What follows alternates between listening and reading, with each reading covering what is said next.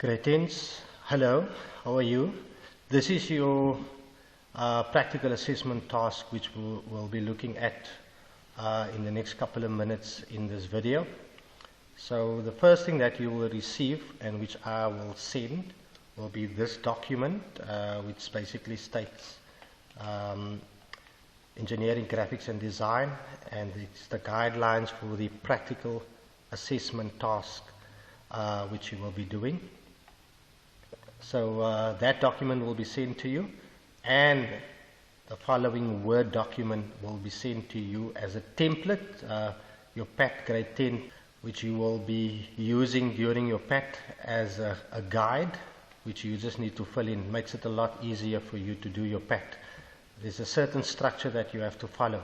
So those are the two documents which you will be receiving. I would suggest that you download it onto a PC, because the first part is PC work on your computer, and then we are going to look at the second part very soon.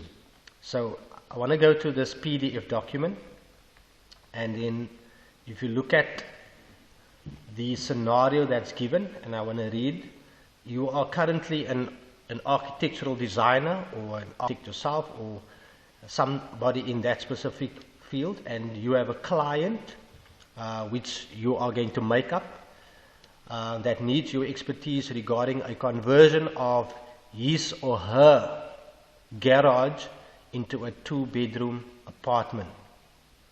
So currently the person requesting for you to present drawings owns a garage and wants to convert that garage into a 2-bedroom apartment, and he wants to generate some extra funds by using it as a B&B, a bed and breakfast. So the structure is currently in the form of an entire garage with worktop. There is a laundry room attached to it, as you can see in this paragraph stating here. And the laundry room needs to be converted into a bathroom, and in that bathroom there must be a shower, a toilet and a hand wash basin. Very basic stuff. Then there should be 2 bedrooms large enough to fit in a bed and some built-in cupboards. So there should be a built-in cupboard in each of the 2 rooms. And then the kitchen area should include adequate floor space and wall-mounted cabinets, and there should be a double bowl sink, or you can alternatively just use a single bowl sink. Doesn't really matter, but there must be a sink in the countertop of the kitchen, and there should be a stove and a standard combination of fridge/freezer. The kitchen and living room area or dining room area as such must also be an open plan, where there is no wall separating the 2 venues, and there should be seating for at least 4 people. So there are quite a few specifications in this paragraph here, which we will extract later and put them down in point or bulleted form. Right? What is given to you is a diagram of the garage, the dimensions of the existing double garage and the laundry, and the south elevation. So I'm going to scroll down to that specific plan. So basically that is the existing house of the owner, whoever the owner is. That is the double garage that the owner owns on the property, and this is the site plan of the property. This of course is the entrance gate, and the cars normally parked inside here. You will see that there are 2 garage doors here. There's a little exit door there. There's a worktop here. There's an outside laundry area in that little building space over there. Right? So if you want to zoom in on that specific floor plan of this double garage, we are going to look at that now. I just also need to point out to you that the north direction symbol is also indicated on the site plan. Then there's some parking on both sides of the entrance, and then there's a garden on both sides of the garage area as well. Then if you zoom in on specific measurements, you will find that that is the garage there that needs to be converted. That's the garage doors, which now can be closed, and you probably could either put windows in there, or alternatively you can move the doors. You are allowed to move the doors, and you can have windows anywhere on this building line here. That can be moved here, that can be moved, that can be closed up. You can have more windows. All the dimensions are here, as you can see, and look at the dimensions clearly as you just examine this site of this building. Then there is a south elevation. Now that south elevation is just an indication of this side of the garage. There you'll see the double garage doors.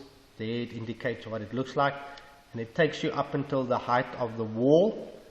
That is the door that you see here for the laundry area. Okay. At this moment, that is not really important. We are specifically going to look at this.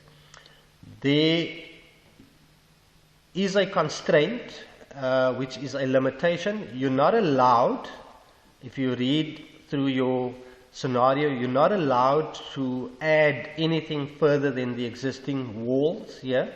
You can't expand, so you have to maintain these walls, but you can, however, change the doors and the windows wherever you need to fit them or see fit to make this a functional area or a best possible design based on your research which you are going to do a little bit later.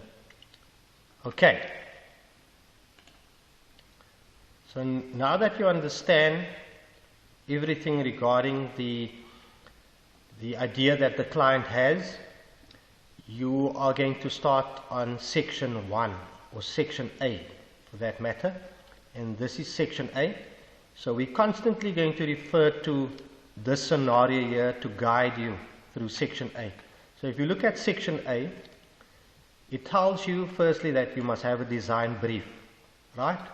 Now there's specifics that we are going to be looking at as to what a design brief is.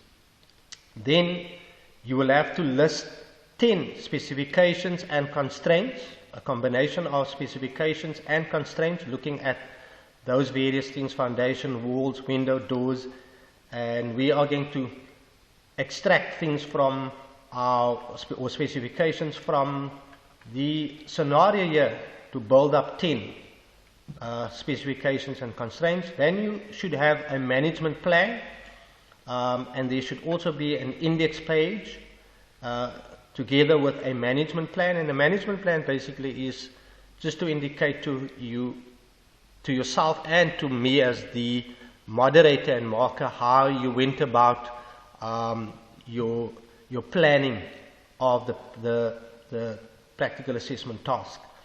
And then you will have to do a little bit of research on those 3 specific topics: layout of 2-bedroom units, 1 page only, and then you have to have layouts of small open plan kitchens, and here you will have aluminium. I would say let's take out sliding door and just replace it with either a door and window.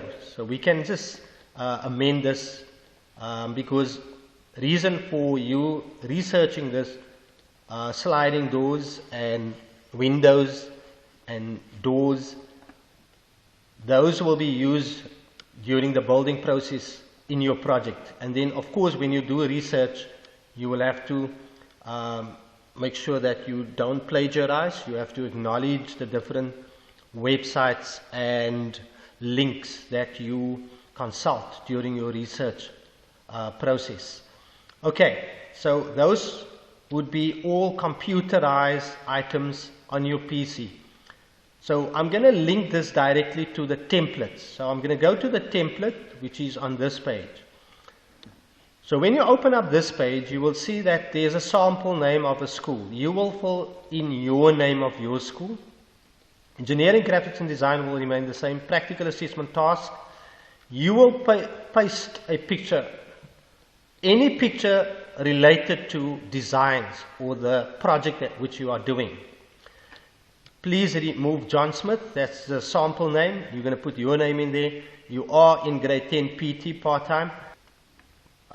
That is your cover page. You can change the font, you can change the style, you can change anything. This is merely just a template. Then your index, once again, you can change all the font on here, size, style, etc. and so forth. So your index has been created for you already according to the project. So you're only going to do that part there as your section 1 or section A. That is your management plan already designed and tabled for you. So all you have to do is you have to fill in here the dates that you are going to be working on the specific items in specific sections of the pact. Okay, and then, so your first date could be the 3rd of November. The second date could be also the 3rd of November if you do it all at the same time. Then you can even make up these dates as you progress throughout the building of the practical assessment task. I clearly just want to see how you manage your time in terms, or your time and the days in terms of working through the project. Then of course, learners, you will start immediately with your design brief. The heading has been given to you, it's number 2. Here you need to write a paragraph, right? These are guides to what you need to write in your paragraph. So you are going to erase this, but you're going to answer the questions. So the questions would read as follows. Who are you? Which company do you work for? And where is it that your company is situated? So here you've got to market yourself. You know, see yourself in 10 years from now or 12 years from now. Say who you are, you know, what type of work I'm an architectural designer, for example, and I'm working for a specific company, and the company is situated somewhere. You can make up that information, pretend. I want to see how creative you are going to be. The second question is, what must be designed? So here you need to go back to your scenario here and enlighten me about the client which you are now going to serve in terms of turning his garage or converting his garage into a 2-bedroom apartment. So you have to go there to find that information. What are your reasons for doing so? And once again, you have to find the reasons in here. What's the reason for your client actually wanting to convert? And you can make up, you know, there is one reason as a B&B wants to generate extra funds. You can put that reason down. And then the next question would be, for whom are you doing this for? And you can make up the client's name. You can use any specific client of your choice. And then also inform us where the client stays and where the construction will take place, and you can make up this. So this entire paragraph is a fictitious paragraph where you have to be very creative in making up the information in this paragraph. Okay, then you are going to list 10 specifications and constraints as a combination. Your first 3 will come from this document here, where it says here specifications. So in fact your first 4, here's your first 4, that the walls must be 230 millimeters in thickness, a standard foundation. The ceiling must be a specific height, as you can see there from the floor finish. It must be tile flooring, perhaps not everywhere, but tile flooring. You can add maybe what other type of flooring, carpet in the rooms, etc. and so on. And then the aluminium doors and window frames which you will use, that's 4 already. And then you can look at this paragraph here and depict some of the important information. For example, that it must be a 2-bedroom apartment. That could be a specification. You could also say that the bathroom must consist of those things. The bathroom must consist of the shower, toilet. That's a specification. You might write down the constraint. You're not allowed to expand the existing structure. That is a constraint. And then you can look at the bedrooms, what it should be like. There must be cupboards and big enough to fit in a bed and built-in cupboards. You can look at the kitchen, with the double bowl sink and the stove. Those are all specifications which you are going to put in bulleted format. There's another one. You must have a seating for at least 4 people. So you can make up the 10 specifications from this paragraph, the scenario paragraph that you have in your instruction manual. Okay. Then if you go back to your template, there you should have had that. That should have been all okay for you to do, the 10 specifications. And then you're going to go onto your research. Now what you should do in your research, you only need 1 page per topic. So I would suggest you copy this topic, layout of 2-bedroom homes. You copy that into a Google search bar, paste it in there, and you see what Google actually dishes up. I would, for example, take that and copy that picture or image into my document, and I'm going to paste it right there. And there's, I'm going to make it slightly smaller, and I'm going to put it in the center. So there is my picture of my 2-bedroom unit. 1 picture, 2 picture. 1 picture would be enough, and then maybe some information here. So I'm going to go back to this Google search bar and just go back and find maybe some information on 2-bedroom homes. There's some information, 2-bedroom homes, and I will copy just a short little part, what I feel I need to have inside my research. I copy that into this document like that there, and that would suffice for me covering layouts of 2-bedroom homes. And so I can carry on with the second one. Now that would have moved down, so all you have to do is just to ensure that you bring that up again. The format stays the same as the template, and then you copy that into your search bar every time. But what's very important is that when you do the copying, and I'm going to go back here to my, when you do, there's a link here, so you click on there and you copy the link. The link must be copied, and if you scroll further down, every time the link that you use must be copied into your bibliography, which is there. Right? That is very important, learners, that you do that, because that allows you to reference, making sure that you are not plagiarizing any work that does not belong to you. So every time, so if there are 3 research items which you are going to do, you're going to copy 3 of these reference links in here. Right? Even if this is pushed down onto another page like that, that is quite okay. And then you have all your references on 1 page serving as your bibliography. And that's how you're going to do this first part up until the research over there. Okay, there will be some other pages like that page, selecting a final solution, which you have to assess, but that comes a little bit later after your designs, and where you are going to motivate which design you are going to choose.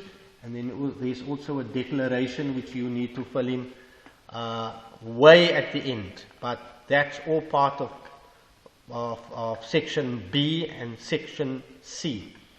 For now, until next week, I would probably want you to do this part for me until the research. Okay, and hopefully that will go well, so that we can immediately start section 2, which would be your 2 designs.